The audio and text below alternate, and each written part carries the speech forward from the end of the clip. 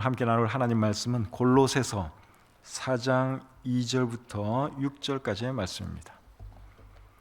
짧은 본문인데 제가 읽을 때 여러분들 눈으로 잘 따라 읽으시기를 바랍니다. 기도를 계속하고 기도에 감사함으로 깨어 있어라. 또한 우리를 위하여 기도하되 하나님이 전도할 문을 우리에게 열어주사 그리스도의 비밀을 말하게 하시기를 구하라. 내가 이 일 때문에 매임을 당하였노라. 그리하면 내가 마땅히 할 말로써 이 비밀을 나타내리라. 외인에게 대해서는 지혜로 행하여 세월을 아끼라. 너희 말을 항상 은혜 가운데서 소금으로 맛을 냄과 같이 하라. 그리하면 각 사람에게 마땅히 대답할 것을 알리라. 아멘. 하나님, 오늘도 좋은 날 저희가 허락해 주시고 사랑하는 분들과 함께 우리 하나님을 예배할 수 있도록 해주시니 참 감사합니다. 개인적으로 혼자 예배할 수도 있지만 또 우리 성도님들과 함께 예배드리니 얼마나 좋은지 모릅니다. 하나님, 이 시간 우리와 함께 해주시고 하나님 영광 받으시고 우리 모두에게 큰 은혜 넘치는 복된 시간 되게 해 주시옵소서. 코로나로 인하여 여러 가지 생활하기에 참 어려움이 많이 있습니다. 또 예배 생활하는데도 어려움이 많이 있습니다.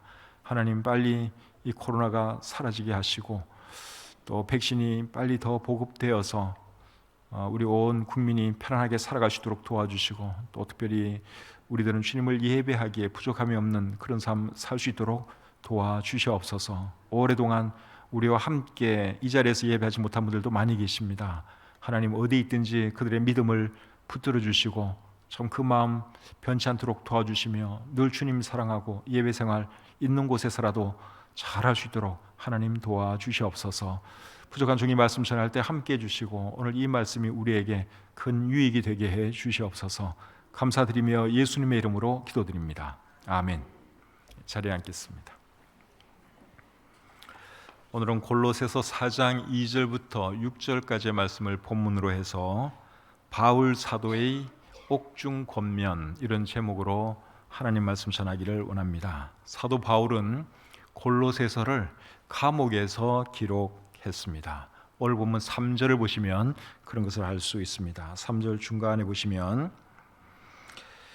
내가 이 일 때문에 매임을 당하였노라, 그렇게 말씀을 하고 있죠. 매임을 당했다 말은 갇혀 있다 그 말입니다. 감옥에 갇혀서 골로새서를 지금 기록하고 있는 것이죠.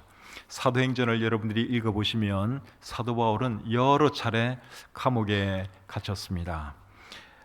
빌립보에서도 감옥에 갇힌 적이 있고 예루살렘에서도 감옥에 갇힌 적이 있고 가이사라에서도 감옥에 갇힌 적이 있고 그리고 로마에서도 감옥에 갇힌 적이 있습니다. 사도행전에 그런 내용들이 기록되어 있습니다.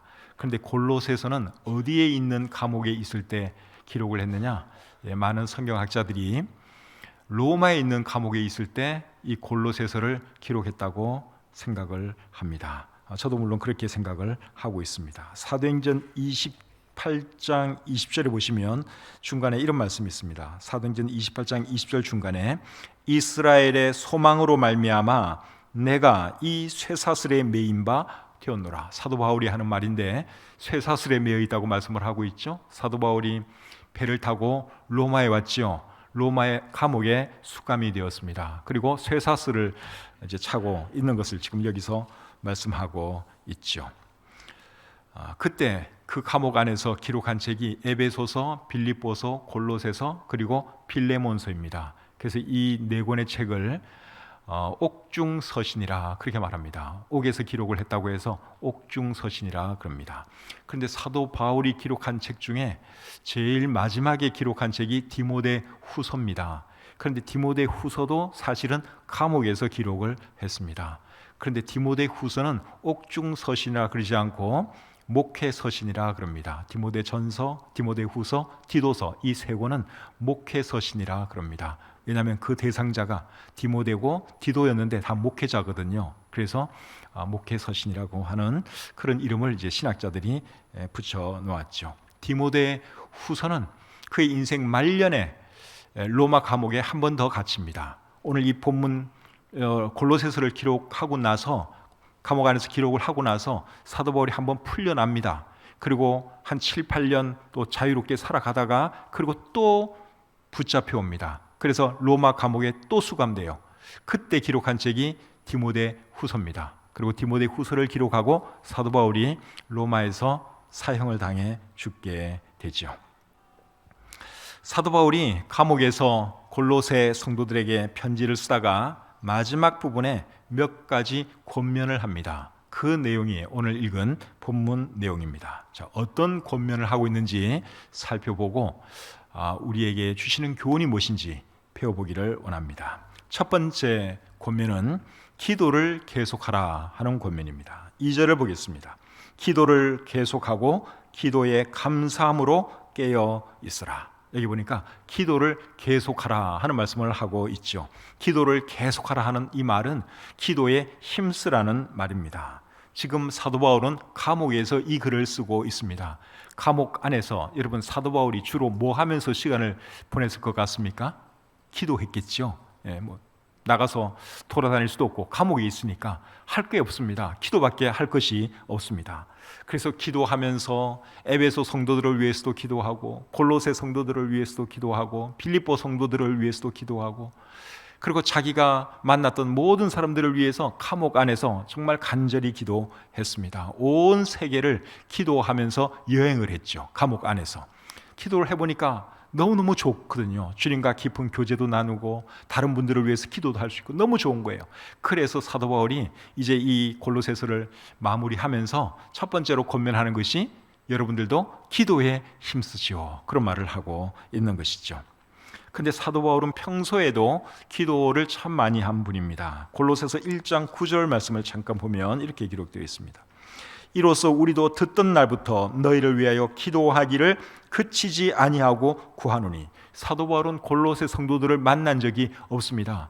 들었을 뿐입니다. 그런데 그분들에 대해서 듣고 난 이래로 계속해서 기도했다고 여기 말씀하고 있죠. 그러니까 이 사도 바울이 얼마나 기도 생활을 잘한 사람인가 하는 것을 알 수 있습니다. 로마서 12장 12절에 보시면 또 기도에 항상 힘쓰라 하는 말도 하고 있고, 데살로니가전서 5장 17절에 보시면 쉬지 말고 기도하라 하는 말씀도 하고 있습니다. 사도 바울이 평상시에 기도를 정말 많이 하는 사람이고 또 기도하면 얼마나 좋은 것을 잘 알았기 때문에 다른 성도들에게도 기도에 힘쓰라, 기도 열심히 하라, 그런 말씀을 하고 있는 것이죠. 그래서 저와 여러분들도 사도 바울의 권면을 따라서 기도 생활 잘하는 그런 사람이 되어야 할 줄 믿습니다. 기도하면 어떤 면에서 좋은가 하면 영적으로 깨어 있을 수 있어서 정말 좋습니다. 자, 2절 말씀을 다시 보겠습니다. 기도를 계속하고 기도에 감사함으로 깨어 있으라. 잘 끝에 보니까 깨어 있으라 그렇게 말을 하고 있죠. 여기 깨어 있다는 말은 영적으로 깨어 있는 것을 말합니다. 영적으로 깨어 있는 그 방법이 뭐냐? 그것이 기도하는 것입니다. 우리가 하나님께 기도하는 그 순간은 영적으로 깨어 있는 시간입니다.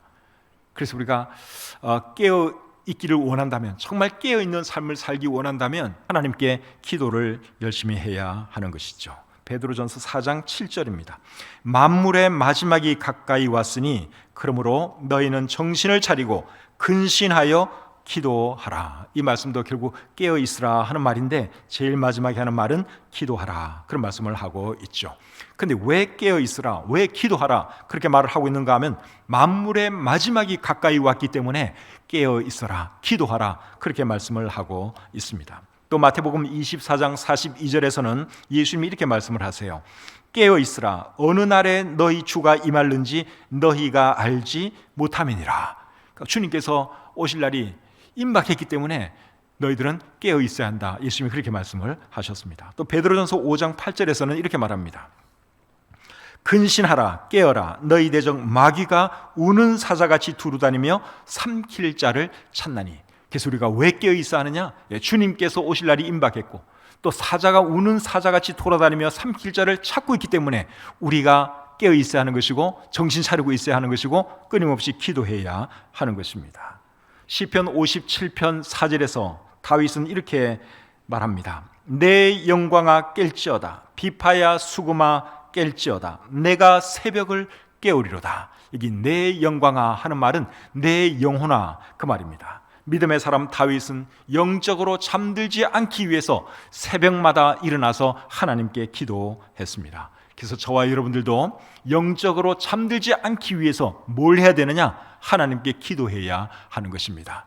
우리의 기도 생활이 예전만 못하다면 어쩌면 이미 영적으로 잠들고 있는 줄도 모르겠어요. 잠들고 있기 때문에 기도가 점점 줄어드는 거예요. 그러니까 영적으로 정신 잘 차리고 있는 사람은 기도 생활 잘합니다. 그래서 우리가 영적으로 잠들면 안 되고 늘 깨어 있어야 되고, 그리고 그렇게 하는 방법이 기도하는 것이다 하는 것을 여러분들이 꼭 기억하시기를 바랍니다. 그리고 기도할 때는 감사하는 마음으로 기도하는 것이 참 중요합니다. 2절 말씀을 다시 보겠습니다. 기도를 계속하고 기도에 감사함으로 깨어 있어라. 여기 감사함으로 하는 표현이 나오죠. 그래서 기도할 때는 어떻게 기도해야 하느냐? 감사한 마음으로 기도해야 합니다. 빌립보서 4장 6절에도 그런 말씀을 하고 있는데 한번 잠시 보겠습니다. 빌립보서 4장 6절 말씀, 이 말씀은 굉장히 유명한 말씀이에요. 우리 같이 한번 읽어보겠습니다. 시작. 아무것도 염려하지 말고 다만 모든 일에 기도와 간구로 너희 구할 것을 감사함으로 하나님께 아뢰라. 여기도 보면 감사함으로 하나님께 아뢰라. 그래서 우리가 기도할 때는 감사한 마음을 가지고 하나님께 기도해야 합니다. 불만 가지고 기도하면 안 되고 감사한 마음으로. 왜 감사한 마음을 가지고 기도해야 되느냐? 하나님께서 우리의 기도를 들어주실 것이기 때문에 그렇습니다. 요한복음 14장 14절에서 예수님이 이렇게 말씀을 하세요. 내 이름으로 무엇이든지 내게 구하면 내가 행하리라. 또 마가복음 11장 24절에서는 이렇게 말합니다.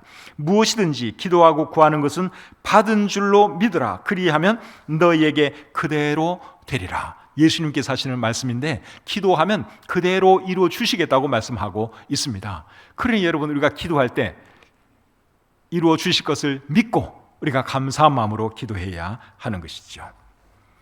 기도해도 안 들어주실 때도 물론 있습니다. 기도해도 응답이 없을 때가 있습니다. 그런데 그런 경우에도 우리가 감사해야 합니다. 들어주신 기도에도 우리는 감사해야 하고 들어주지 않은 기도에 대해서도 우리는 감사해야 합니다. 왜 그런가 하면 기도를 안 들어주셨을 때는 안 들어주시는 것이 우리를 위한 것이기 때문에 그렇습니다. 여러분, 부모가 자식이 해달란다고 해서 무조건 모든 거 다 해주지는 않지요.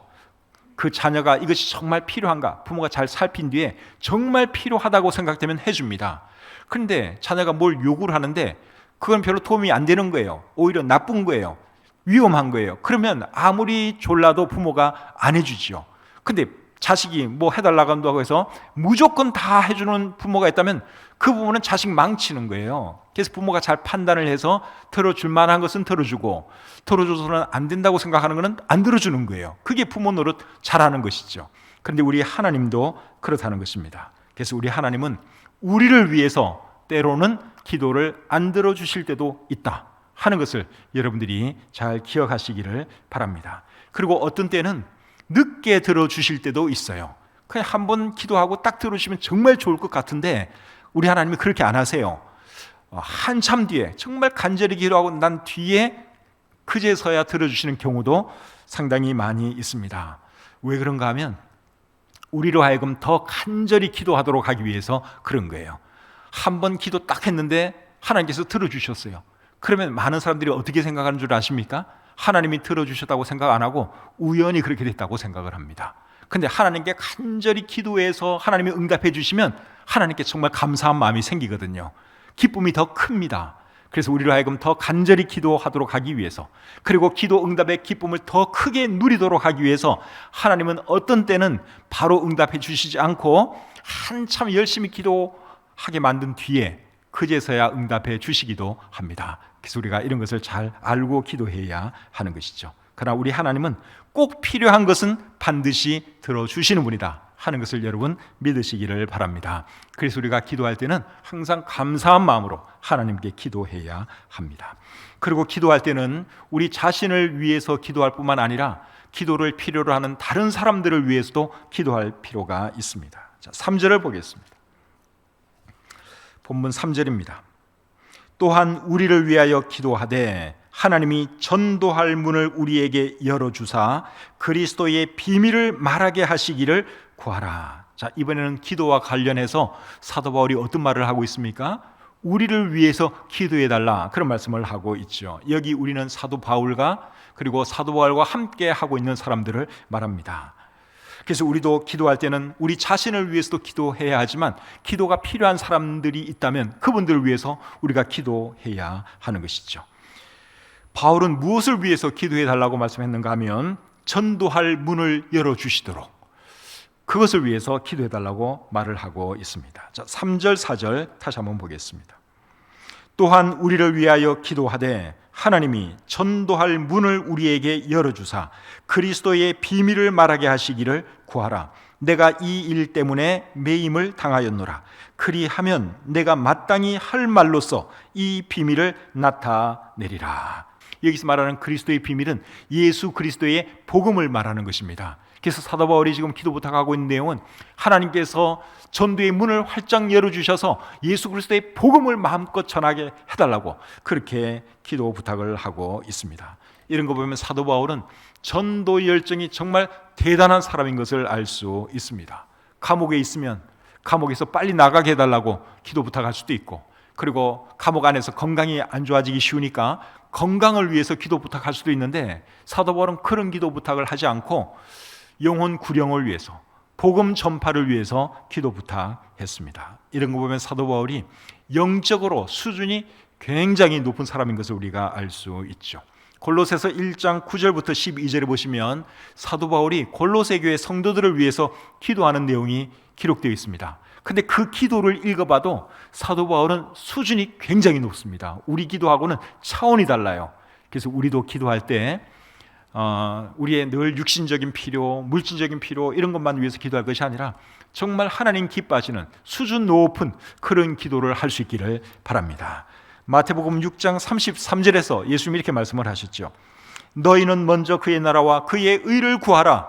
그리하면 이 모든 것을 너희에게 더하시리라. 우리가 하나님 나라에 관심을 가지고 하나님 일에 관심을 가지면 하나님께서 우리가 필요로 하는 것들 하나님께서 채워주시겠다고 약속하고 있습니다. 이런 말씀 우리가 기억하시고 늘 우리 중심, 내 중심, 나 중심 위해서 그런 기도하지 말고 정말 하나님 나라를 위해서, 복음 전파를 위해서 간절히 기도할 수 있는 저와 여러분들이 되시기를 우리 주님의 이름으로 축복합니다. 두 번째로 사도 바울이 하는 권면은 외인에 대해서 지혜로 행하라 하는 것입니다. 본문 5절을 보겠습니다. 외인에게 대해서는 지혜로 행하여 세월을 아끼라. 자, 여기 보니까 외인에 대해서는 지혜로 행하라, 그런 말을 하고 있죠. 여기 말하는 외인은 교회 밖의 사람들, 즉 예수님 안 믿는 사람들을 말하는 겁니다. 그리고 지혜로 행하라 하는 이 말의 의미는 지혜롭게 행동하라, 그러한 뜻이죠. 믿지 않는 사람들 앞에서 지혜롭게 행동하지 못하면 여러분 어떻게 되겠습니까? 욕을 먹을 수 있습니다. 예수 믿는 사람들이 저렇게 산다고 욕 먹을 수 있고, 또 믿지 않는 사람들로부터 욕 먹기 시작하면 이제 전도가 안 됩니다. 그리고 전도가 안 되면 어떤 결과가 되느냐? 세월을 잃어버리는 결과가 됩니다. 그래서 5절 말씀 끝에 하는 말이 세월을 아끼라 하는 그런 말씀을 하고 있죠. 외인에 대해서는 지혜로 행하여 세월을 아끼라. 세월을 아끼라 하는 이 말의 의미는 기회를 사라 하는 뜻이기도 합니다. 믿지 않는 사람들 앞에서 여러분 지혜롭게 행동하지 못해서 간증을 잃어버리게 되면 전도를 할 수가 없습니다. 그러면 전도할 기회를 잃어버리는 것이 되는 것이죠. 그리고 전도할 기회를 잃어버리는 것은 그것은 세월을 잃어버리는 것하고 같습니다. 왜냐하면 여러분 지혜롭게 행동하지 못해서 전도할 기회를 놓치면 이제 언제 다시 전도할 수 있을지 아무도 모릅니다. 10년 뒤에 전도할 수 있을지, 20년 뒤에 전도할 수 있을지 보장을 못해요. 한번 사람들이 마음의 문이 닫혀버리면 그 문 열기가 정말 쉽지가 않습니다. 그래서 우리가 이렇게 전도하다 보면 예수 믿는 사람들한테 상처받아가지고 마음의 문 딱 이렇게 닫고 사는 사람들 많잖아요. 예수님 믿을 생각을 안 합니다. 교회 갈 생각을 안 합니다. 상처받아서 그런 거예요. 결국 누군가가 잘못한 행동을 했기 때문에 전도의 기회를 잃어버렸고 결국은 10년, 20년이라고 하는 세월을 그 사람은 잃어버린 겁니다. 진작 전도할 수 있었는데 바르게 살지 못해서 전도할 기회를 잃어버리고 세월을 잃어버린 것이죠. 그래서 우리는 정말 믿지 않는 사람들 앞에서 지혜롭게 행동해야 하고 지혜롭게 행동함으로 세월을 아낄 줄 아는 그런 사람이 되어야 합니다. 에베소서 5장 15절부터 17절 말씀 한번 보겠습니다. 에베소서 5장 15절부터 17절까지 말씀. 그런즉 너희가 어떻게 행할지를 자세히 주의하여 지혜 없는 자같이 하지 말고 오직 지혜 있는 자같이 하여 세월을 아끼라. 때가 악하니라. 그러므로 어리석은 자가 되지 말고 오직 주의 뜻이 무엇인지 이해하라. 방금 읽은 이 말씀에도 보시면 세월을 아끼라 그렇게 말씀을 하고 있는데, 어떻게 하는 것이 여러분 세월을 아끼는 것입니까? 15절 말씀에 의하면 지혜롭게 행동하는 것이 세월을 아끼는 거예요. 그리고 17절 말씀에 의하면 주의 뜻이 무엇인지 알아서 주의 뜻을 이행하는 것, 그것이 세월을 아끼는 것입니다. 그래서 오늘 이 본문이 우리에게 주시는 권면의 말씀 잘 받아들여서 믿지 않는 사람들이 됐으면 정말 지혜롭게 살아감으로 세월을 아낄 줄 아는 저와 여러분들이 되시기를 바랍니다. 세 번째입니다. 세 번째로 오늘 이 본문에서 바울이 우리에게 하는 권면은 말을 은혜롭게 하라 하는 권면입니다. 자, 6절 말씀을 보겠습니다. 골로새서 3장 6절입니다. 너희 말을 항상 은혜 가운데서 소금으로 맛을 냄과 같이 하라. 방금 읽은 이 말씀의 의미가 뭐겠습니까? 말을 할 때는 은혜롭게 하라, 그러한 뜻이죠. 음식이 여러분 맛있으려면 소금이 적절하게 들어가야 됩니다. 그래서 어떻게 하는 것이 말을 은혜스럽게 하는 것이냐? 방금 읽은 이 말씀에 의하면 소금으로 맛을 낸 것처럼 말하는 것, 그것이 말을 은혜스럽게 하는 것입니다. 요즘은 건강을 생각해서 짜게 안 먹으려고 조금 싱겁게 드시는 분들도 많이 계시는데, 음식이 싱거우면 사실 맛은 별로 없습니다. 그렇죠? 닝닝한 것이 소금이 있으면 참 좋겠다 그런 생각이 들죠. 또 너무 짜도 맛이 없습니다. 그래서 이 맛을 잘 내려면 소금으로 이게 적절하게 잘 들어가야 됩니다. 저는 군대 생활을 해경에서 했습니다. 해경에서 3년 동안 배 타면서 군 생활을 했는데, 제가 이제 진해에서 훈련을 받고 인천에 있는 함정으로 그 배치가 되었습니다. 그런데 배 지하철에서 가니까 제가 제일 먼저 해야 되는 일이 뭐였는가 하면 배 안에 있는 그 모든 사람들을 위해서 밥하는 것이 제가 첫 번째로 해야 했던 일입니다. 지금은 해경이 어떻게 돌아가는지 모르겠지만 제가 군생활 할 때는 제일 쫄병이 밥을 하는 거예요.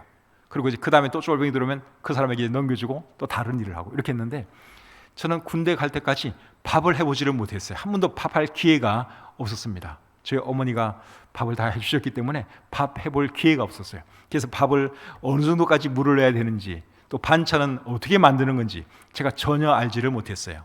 근데 제가 군 생활하면서 소위 말하는 짬밥 하면서 제가 밥하는 걸 배웠습니다. 그 배가, 첫 번째 탄 그 배가 한 30몇 명 이렇게 타는 배예요.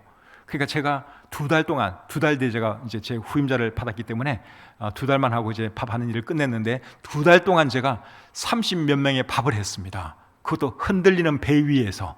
그러니까 지금도 한 30명 밥하라 그러면 그냥 할 것 같아요. 군대에서도 했는데 뭐 여기서 못 하겠어요? 근데 그 제가 선임자가 이제 제가 반찬을 못 하잖아요. 이제 모든 걸 다 가르쳐 주는 거죠. 근데 반찬 만드는 방법을 어떻게 저한테 설명을 해줬는가 하면, 이게 맞는 건지 틀린 건지 모르겠는데 상당히 일리가 있었어요. 콩나물 무치는 걸 저한테 가르쳐 주더라고요. 콩나물 무칠 때는 뜨거운 물에 넣어가지고 콩나물이 부러지지 않을 상태에서 싹 꺼내야 됩니다. 너무 포기가 버리면 또 이게 안 되는 것이고, 그러니까 부러지지 않을 정도로 꺼내서, 콩나물 무치는 거 모르는 분 계시면 잘 들으세요. 부러지지 않는 정도에서 꺼내가지고 이제 간을 해야 되죠. 간을 할 때 제일 먼저 뭘 뿌려야 됩니까? 소금을 뿌려야 돼요. 고춧가루 먼저 뿌리거나 뭐 다른 참기름 넣거나 그러면 안 돼요. 소금을 뿌려야 돼요. 그래야지 이 간을 먼저 기준을 잡는 거예요. 기준.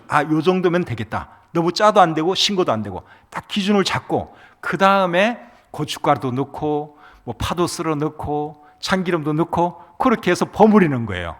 이거 맞는 방법이에요? 제가 우리 요리 잘하는 자녀들 앞에서 제 경험을 지금 얘기하는 거예요. 근데 어쨌든 소금이 참 중요하다 하는 거죠. 반찬 맛을 낼 때. 그래서 말을 할 때도 소금으로 맛을 낸 것처럼 그렇게 말을 하라. 오늘 이 본문이 그것을 우리에게 말해주고 있습니다. 그렇게 말하는 것이 은혜롭게 말하는 것이다, 그 말이죠. 어떤 사람 말하는 거 보면 되게 밥맛없게 하는 사람이 있어요. 그렇죠? 여러분 그런 사람 만나보셨죠? 하여튼 말하는데 진짜 밥맛 없어, 완전 밥맛이야, 그런 사람이 있어요. 또 어떤 사람은 말을 하는데 말을 되게 쓰게 해. 또 어떤 사람은 되게 떨떠름하게 말을 해. 그런 거는 은혜스럽게 말하는 게 아니에요. 은혜스럽게 말하는 사람은 맛있는 반찬처럼, 간이 잘 된 그 반찬 먹는 것처럼 맛있습니다. 또 먹고 싶고 또 듣고 싶고 그런 생각이 들죠. 그래서 우리가 말을 할 때는 은혜롭게 해야 한다 하는 것이죠.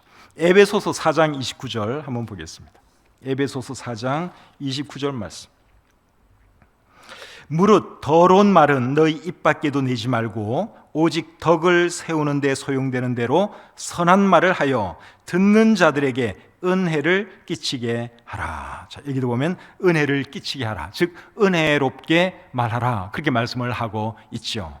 어떻게 하는 것이 은혜롭게 말하는 것입니까? 방금 읽은 이 말씀 표현을 빌리면 덕을 세우면서 말하는 거, 선한 말 하는 거, 이런 것이 은혜롭게 말하는 것이죠. 베드로전서 4장 11절에는 또 이렇게 말합니다. 만일 누가 말하려면 하나님의 말씀을 하는 것 같이 하고, 그러니까 우리가 말을 하려면 하나님 말씀을 하는 것 같이 하라, 그렇게 말씀을 하고 있어요. 다시 말하면 우리 주님이 말하는 것처럼 그렇게 말하라는 거예요. 여러분, 우리 주님이 말을 할 때 얼마나 은혜롭게 말씀을 하셨겠습니까? 얼마나 덕스럽게, 얼마나 사랑이 넘치는 말씀을 하셨겠어요. 그러니까 우리도 말을 할 때 그렇게 하라, 그 말이죠. 근데 우리가 말을 은혜롭게 해야 하는 이유가 있습니다. 그 이유가 뭔가 하면 6절 하반절에 나옵니다. 자, 6절 말씀을 다시 보겠습니다. 6절 말씀을 제가 다시 한번 읽어볼게요. 너희 말을 항상 은혜 가운데서 소금으로 맛을 냄과 같이 하라. 그리하면 각 사람에게 마땅히 대답할 것을 알리라. 6절 앞부분에서는 은혜롭게 말하라, 그렇게 말을 하고, 후반절에서는 왜 은혜롭게 말을 해야 하는지 그 이유를 설명해 주고 있습니다. 왜 은혜롭게 말을 하라는 것입니까? 그리하면 각 사람에게 마땅히 대답할 것을 알기 때문에 은혜롭게 말을 하라, 그렇게 말씀을 하고 있죠. 여기 마땅히라고 하는 말이 나오는데 헬라어 성경에는 어떻게라는 말로 되어 있습니다. 그래서 여기 마땅히보다는 어떻게 대답할 것을 알리라, 그렇게 번역을 하는 것이 더 나은 번역입니다. 우리말 성경이 그렇게 번역을 해놨습니다. 여러분은 언제나 소금으로 맛을 내는 것 같이 은혜롭게 말하십시오. 그러면 여러분은 각 사람에게 어떻게 말할 것인지 알게 될 것입니다. 결국 이 말씀의 의미가 뭔가 하면, 은혜롭게 말을 하면 은혜롭게 말을 하고 대답도 은혜롭게 대답하라, 이게 그러한 뜻입니다. 에베소서 3장 15절에 보시면 또 이런 말씀이 있습니다. 너희 마음에 그리스도를 주로 삼아 거룩하게 하고 너희 속에 있는 소망에 관한 이유를 묻는 자에게는 대답할 것을 항상 준비하되 온유와 두려움으로 하고, 여기 보면 대답할 것을 항상 준비하되 온유와 두려움으로 하라, 그렇게 말씀을 하고 있죠. 온유와 두려움으로 우리가 준비해야 하는 그 이유가 뭘까요? 그래야 은혜스럽게 말을 할 수 있기 때문에 그렇습니다. 여러분, 아무리 바른 말도 은혜롭게 말하지 않으면 그 바른 말이 빛을 발합니다. 빛이 퇴색됩니다. 그래서 바른 말, 정직한 말, 좋은 말, 그게 좋은 거죠. 그런데 거기다가 은혜를 더해서 말을 해야 돼요. 바른 말이라고 해서 막 해버리면 그 사람들에게 상처 줄 수 있습니다. 사람을 아프게 만들 수 있어요. 근데 바른 말도 은혜롭게 하면 상처도 안 주면서, 그리고 잘못된 것을 가르쳐 줄 수도 있고, 그래서 우리가 말을 할 때는 항상 은혜롭게 해야 하고, 누가 우리에게 질문을 해도 또 은혜롭게 답을 해야 되고, 그래야 하는 것이죠. 근데 은혜롭게 말하고 은혜롭게 대답하려면 그게 여러분 훈련이 좀 돼야 합니다. 이게 말하는 게 이게 정말 이게 훈련이 안 되면 말 실수가 굉장히 많아집니다. 그래서 우리가 말을 은혜롭게 하기 위해서 참 훈련을 많이 해야 되는데, 어떤 훈련을 하셔야 되는가 하면 일단은 말을 조금 적게 하는 훈련을 해야 합니다. 그리고 말할 때 절제하는 훈련을 해야 합니다. 이 두 가지를 자꾸만 연습하다 보면 이제 말을 더 조심하게 돼요. 그리고 더 은혜스럽게, 덕스럽게 하려고 이제 노력을 하게 되죠. 야고보서 1장 19절에 보시면 듣기는 속히 하고 말하기는 어떻게 하라고요? 말하기는 더디하라. 그러니까 말을 좀 적게 하라 이 소리입니다. 또 잠언 10장 19절에 보시면 말이 많으면 허물을 면하기 어려우나 그 입술을 제어하는 자는 지혜가 있느니라. 그러니까 말을 절제하라는 거예요. 생각나는 대로 막 하지 말고, 그냥 즉흥적으로 막 하지 말고, 누가 무슨 말을 하면 그냥 바로 이렇게 튕겨나가는 것이 아니라 한번 생각을 해서 내가 이렇게 말을 하면 저 사람이 어떻게 받아들일까 한번 생각을 하면서 절제하는 가운데 대답을 하라, 그 말이죠. 그래서 저도 말에 실수가 참 많은 사람인데, 우리가 여러분 정말 은혜롭게 말하기 위해서 말을 조금 적게 하고 조금 더 절제하면서 그렇게 언어 생활을 할 수 있기를 바랍니다. 오늘 본문을 통해서 세 가지 권면에 대해서 알아보았습니다. 첫 번째 권면이 뭐였죠? 기도를 계속하라, 기도 생활 잘하라 하는 것이고, 두 번째 권면은 외인에 대해서 어떻게 행하라? 지혜롭게 행하라. 믿지 않는 사람들 앞에서 우리가 행동 잘 못하면 전도할 기회를 잃어버려요. 전도할 기회를 잃어버리는 것은 세월을 잃어버리는 거예요. 언제 그 영혼 주님께 인도할지 보장이 없어요. 그래서 정말 지혜롭게 잘해야 되고, 그 다음에 세 번째는 말을 어떻게 하라고요? 은혜롭게, 밥맛없게 말하지 말고 은혜롭게, 정말 맛있는 소금으로 간이 잘 된 것처럼 그렇게 말을 하도록 노력해야 한다 하는 거 말씀드렸습니다. 잘 기억하시고 여러분들 삶에 도움이 되시기를 주님의 이름으로 축복합니다. 하나님 감사합니다.